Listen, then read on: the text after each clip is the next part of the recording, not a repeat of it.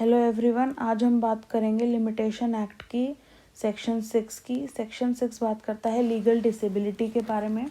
Legal disabilities मतलब वो disabilities जो लॉ के अंदर प्रिस्क्राइब करी गई हैं कि ये डिसेबिलिटीज़ हैं। तो सेक्शन 6 के अंदर 3 तरीके के डिसेबिलिटीज़ को रिकॉग्नाइज किया गया है। First minor, second insane person, third idiot. Minor मतलब वो पर्सन जो 18 ईयर्स से कम है, या फिर अगर किसी पर्सन की गार्जियनशिप अपॉइंट किया हुआ है किसी पर्सन के लिए तो 21 ईयर्स से अगर वो कम है तो। इंसेन मीन्स कोई mental disorder, idiot means by birth. Limitation act जो है वो एक थ्योरी पर रन करता है कि once time has begun to run तो उसको कोई भी रोक नहीं सकता। Once time has begun to run no one can stop it.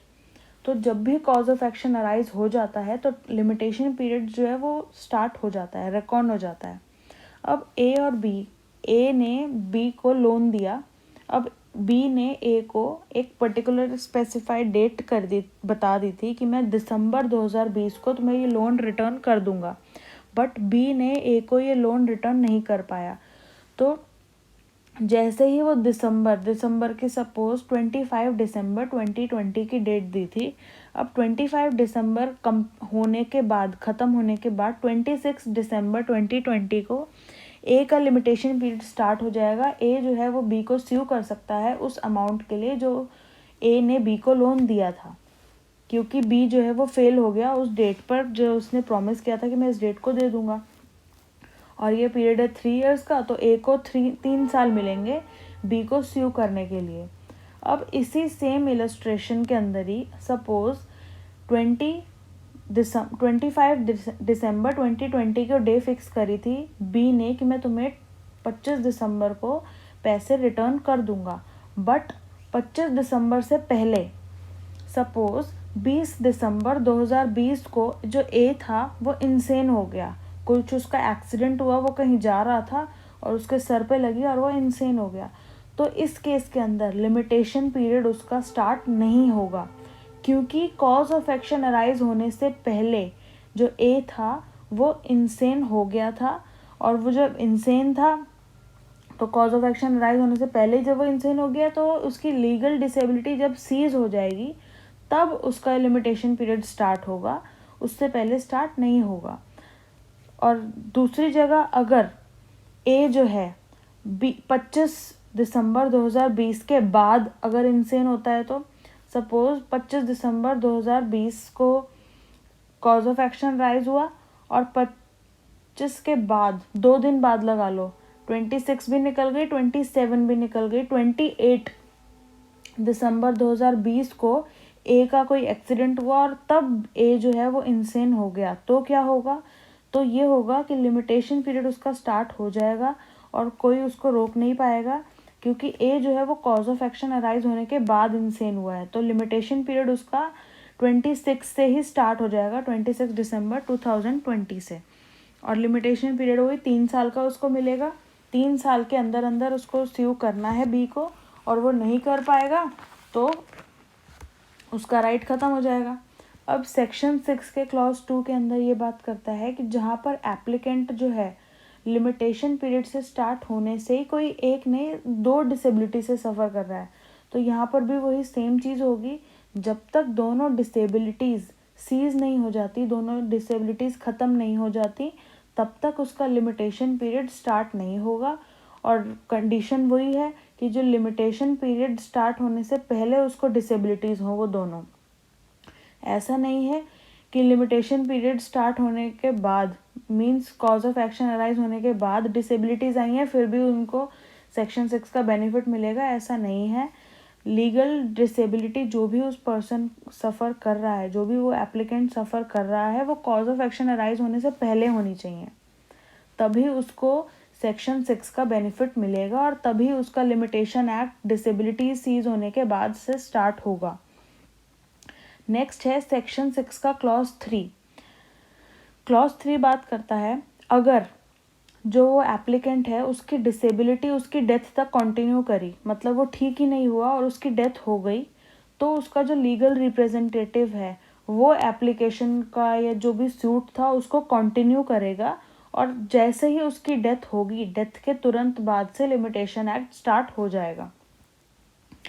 जैसे कि पहले इलस्ट्रेशन में था कि ए जो है वो कॉज ऑफ एक्शन अराइज होने के बाद जो है वो इंसेन हुआ है, तो यहाँ पे ए जो है वो इंसेन हो गया 29 को, 28 दिसंबर 2020 को वो इंसेन हुआ था। तो ए के इंसेन होने के बाद उसका कोई लीगल रिप्रेजेंटेटिव उसके बिहाफ पे सूट फाइल कर सकता है, सूट या कोई एप्लीकेशन जो एग्जीक्यूशन के लिए डालनी है वो फाइल कर सकता है, उसको रिप्रेजेंट कर सकता है कोर्ट के अंदर। और कोर्ट जो लीगल डिसेबिलिटीज़ से सफ़र कर रहे पर्सन है उनको भी एक ऑप्शन देती है ऑर्डर 32 ऑफ सीपीसी के अंदर कि वो भी कोर्ट के अंदर सूट फाइल कर सकते हैं, अगर सपोज उनका कोई लीगल रिप्रेजेंटेटिव नहीं है तो उस केस के अंदर भी। अब नेक्स्ट है सेक्शन 6 का क्लॉज 4। इसके अंदर ये बात करता है कि अगर लीगल रिप्रेजेंटेटिव जो हैं वो भी अगर कोई लीगल डिसेबिलिटी से सफ़र कर रहे हैं तो क्या होगा, तब वही वापस से चेन चलेगी, वापस से साइकिल घूमेगी, सेक्शन 6 का क्लॉज 1 और क्लॉज 2 अप्लाई हो जाएगा। नेक्स्ट है सेक्शन 6 का क्लॉज 5। ए बी दो पार्टी हैं, ए ने बी से पैसा रिकवर करना है। ए जो है वो माइनर है, वो मेजर हुआ कब, तो जैसे ही वो मेजर हुआ, सपोज वो 2020 के अंदर मेजर हो गया, तो जैसे ही वो मेजर हुआ उसका डिसेबिलिटी जो है वो सीज हो गई और जो लिमिटेशन पीरियड है वो वापस से उसका स्टार्ट हो गया। उसके बाद क्या हुआ, ए की डेथ हो गई, केस फाइल नहीं किया उसने ए की, लेकिन डेथ हो गई। अब जो ए का लीगल रिप्रेजेंटेटिव है उसके पास कितना टाइम पीरियड है फाइल करने का, उसके पास उतना ही टाइम पीरियड है जितना टाइम ए के पास था। ऐसा नहीं है कि उसको लिमिटेशन पीरियड अब दोबारा बढ़ जाएगा। लिमिटेशन पीरियड एक बार उसने बेनिफिट ले लिया ना, माइनर था, माइनर के बाद वो मेजर हो गया, उसके बाद उसकी डिसेबिलिटी सीज हो गई थी, तो जैसे ही डिसेबिलिटी सीज हुई तब से लिमिटेशन एक्ट स्टार्ट हो गया। बट वो डेथ हो गई उसकी, फिर लीगल रिप्रेजेंटेटिव आया, फिर उसने फाइल करी, तो उसके पास उतना ही टाइम पीरियड है जितना ए के पास था। मतलब ए ने जितना टाइम पीरियड गवा दिया वो माइनस कर दो टोटल टाइम पीरियड से। सपोज ए और बी का कॉन्ट्रैक्ट हुआ था 2019 के अंदर, 2019 के अंदर कॉन्ट्रैक्ट हुआ था, तब ए जो था वो माइनर था, और 2020 के अंदर ए जो था वो मेजर हो गया।